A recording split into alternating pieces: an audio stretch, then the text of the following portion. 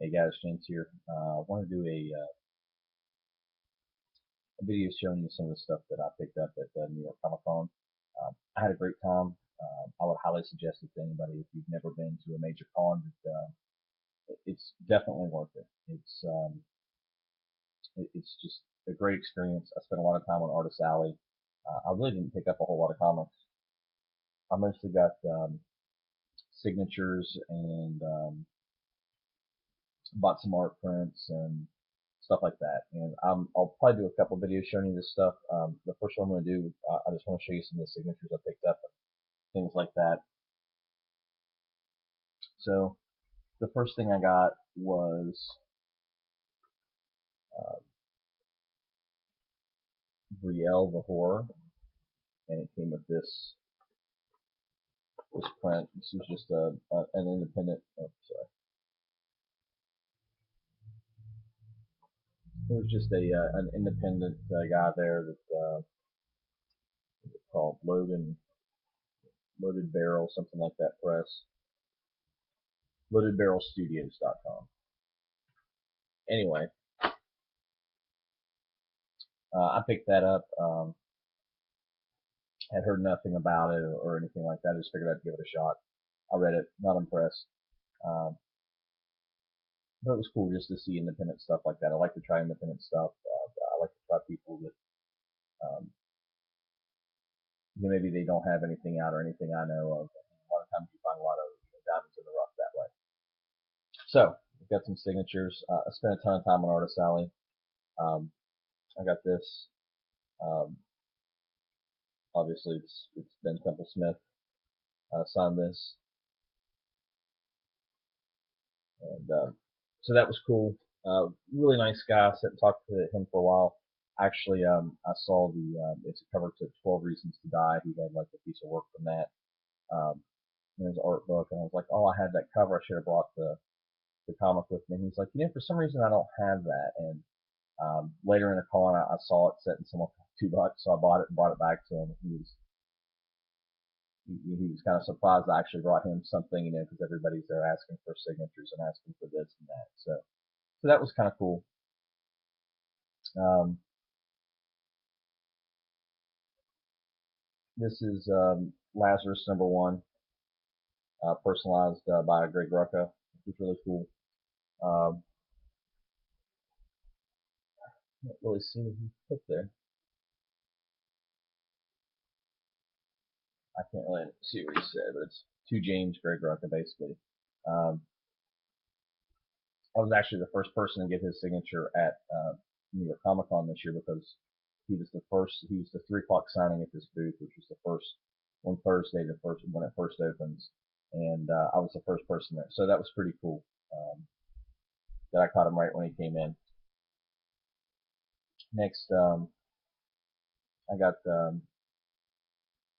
Las Vegas, signed by Jim McCann and Janet Lee. Let's see if I can find her signature right here. Well, it is on here because, oh, yeah, right there's Janet Lee. She does like the little box. And then Jim McCann right there. So that was pretty cool. I like their stuff. I like Return of the Dapper Man. I like Mind the Gap. I have Mind the Gap of the last year's Comic Con. A friend of mine is friends with Jim McCann, so he got the whole creative team to sign a trade of that. So that was pretty cool. So I bought a bunch of sketch covers that I planned on getting sketches on, and didn't get sketches on any of them, so I have them for another time. Let's see. I brought this with me to get signed, and getting a hold of Sean Murphy was near impossible. I saw him walking around. Of course, I didn't have the comic book out at the time to be able to kind of stop him, so that kind of didn't really work out the way I wanted it to.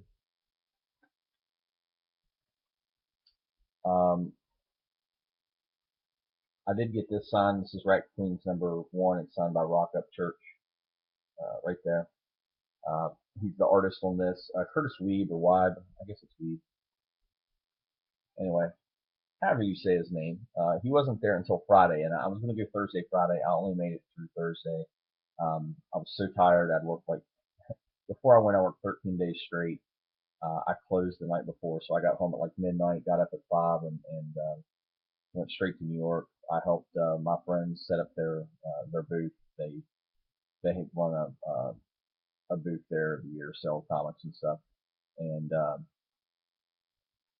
then we did the con all day. By the time I got back home, it was after midnight, and I was going to have to get back up again at like 5:30 to go to ride back in with everybody, and wasn't going to get home till probably 10 at night, and I had to do about a 14-hour shift the day after that. So I was like, it's not worth it. So I took Friday off. And anyway, he wasn't up there on Thursday. He was only there on Friday.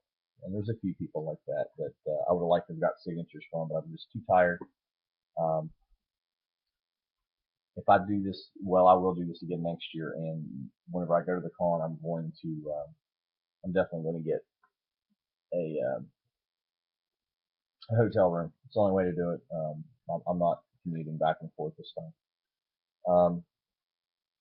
Talked to Tyler Jenkins, which was really cool. He signed this Peter Panzer Clause 15, his first appearance of Croc.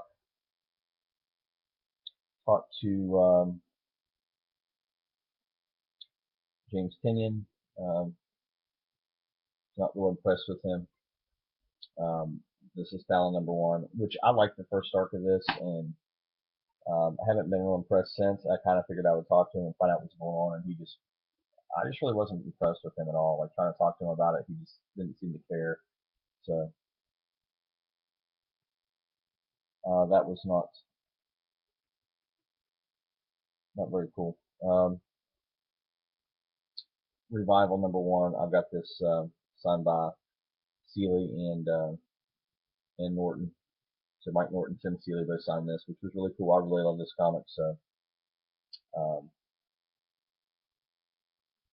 somehow being in a book bag, it doesn't look to be beat up still. I had it in a book bag the whole time. That's what I carried my comics around in. I really wanted to get this signed by Jonathan Hickman. He wasn't there, but I did get Nick Dakota, and you can see like kind of he did the little sketch here, and have his signature. I also picked up his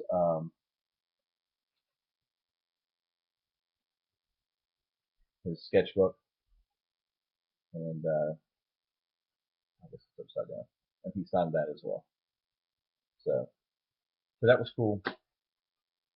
Um,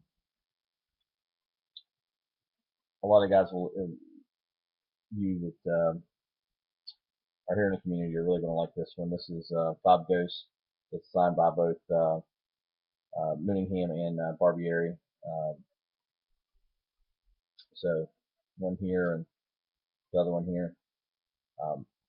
So when I was talking to them, this was Thursday, and Barbieri, he still does his day job, which he works for Comixology. So he was actually at a booth working until 7. So I came back at the end of the thing to get his signature because I'd talked to Chris Mooneyham.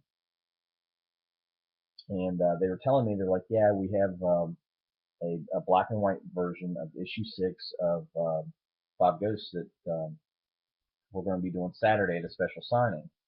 And I was like, man, I wish I could do it, but I'm not going to be here Saturday. Blah blah blah. We were talking about the comic, and so he was like, well, do you want to get one? I was like, yeah, I'd love to, but I'm not going to be here Saturday. And he's like, well, I've got some of them here, and he's like, they're $25. I was like, well, that's not a problem, man. Break one out.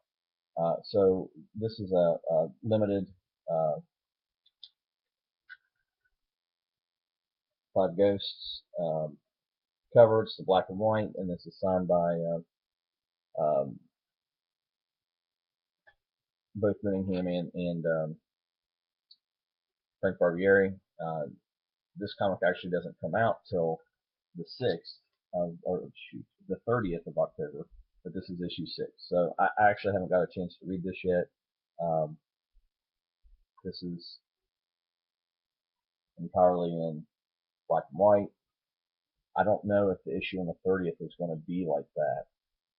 I don't think it is. But anyway, super psyched to pick that up. That was that's probably the coolest comic I picked up the whole time I was there. So I will show you some issues I picked up. I picked up very few comics. Like I said, um, I spent most of my money on art, and I'm happy with that decision. But I will show you what I picked up comic-wise. It's not that much. So, this is Ex Machina, number 11.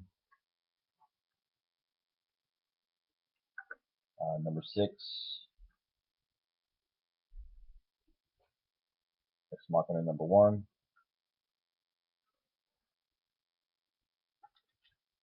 Number 8, number 9, number 10. These aren't in order. Number 5, number 4, number 3. I think this is another issue 1 here. Maybe the other one wasn't 1. I don't know, but basically I ended up getting issues 1 through 11, I think. Except for issue 2. They didn't have issue 2, and I got them for like $1 a piece, I think. And then I did get a couple of Batman comics. Um, nothing extra special. I did pick this up. I picked up Conan issue 5. I just saw it for a good price. I think I got it for like $4 or $5, and I liked it. It's Barry Windsor Smith Conan, so it's pretty neat. You don't find the lower issues of Conan, anything below 20 is normally a little bit harder to find in decent condition. That's in pretty decent condition. I got this really cheap. I already have a copy of this, but this was such a cheap copy. I picked up a second one, and this is Batman 366. This is the first um, Jason Todd in a Robin uniform, so that was pretty cool. And then this isn't in fantastic shape, but it's I got a really good deal on it. It's Batman 187, so I grabbed that. I'm missing some Detective Comics from the run. I have issue 1, but then I didn't get anything for like issue 13. So I got these issue 2, issue 3,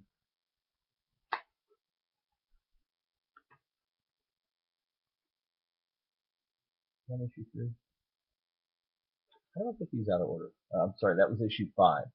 Issue 6, issue 7,